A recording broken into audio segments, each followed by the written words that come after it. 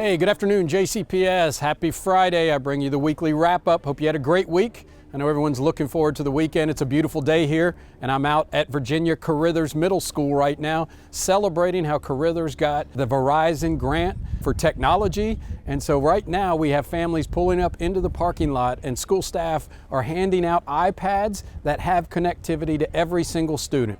Carithers has become the 11th middle school in JCPS, one-to-one, every student with an iPad, every student with connectivity. So right now we have 10,000 middle school students in all of these 11 middle schools that have an iPad and connectivity.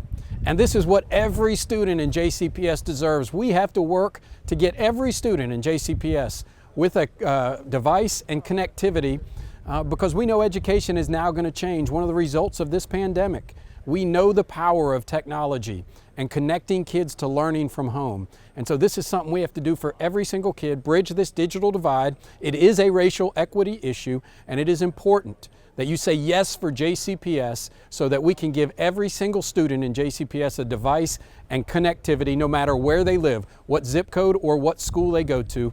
This is critical for the success of our students in this community. Next Tuesday, we're having a board meeting, special called board meeting, so that we can present our back to school plans to our board members and to the community. And so unfortunately, as we stay in NTI because the data is going in the wrong direction, right now we're close to 25 cases per 100,000 and a positivity rate over 8% locally. And that's very difficult on us right now. And we, as I've said before, our guiding principle is going to be safety and health first. But we also want the public to see our back to school plans, and so we're going to present those on Tuesday night. Also next week, we will be posting our individual school plans. So families can go on our website, click on their individual school, see how the schools plan on coming back to school, and all the things that have to happen, the entry into school, the lunch, breakfast, transition between classes, PPE, all of those things will be available to families for individual schools so they can make that selection when we are able to go back, whether you're going to do it in person or virtually in our virtual academy. And so we've had about half of our families select at this point. If you have not made that selection, please go online and fill out that form so that we know all of our families, whether they want to come back in person when it's safe or the virtual academy. And our schools will begin contacting people early next week to ask them to make that selection. Also this past week, there is nothing more exciting than breaking ground on a new school. And unfortunately in JCPS, we've only done this is only the second time in the past decade and only the fifth time this century.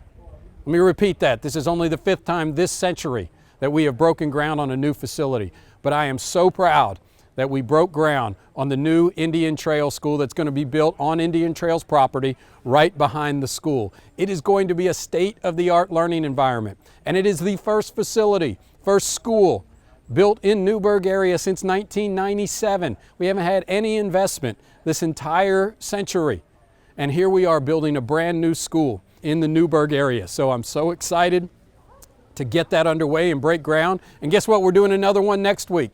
So South End, we're coming out to you next week on the campus of Wilkerson Elementary. We will be breaking ground next week. I'm so excited about this. We'll be doing several over the next couple of weeks because we're building 4 new schools. But I want to reiterate this point. In this district right now with our current infrastructure, we don't need just 4. We should be breaking ground on 40 new schools. It is time right now to do this. There is no doubt for us to do that and make a difference for all of our kids across this entire community. We must say yes for JCPS.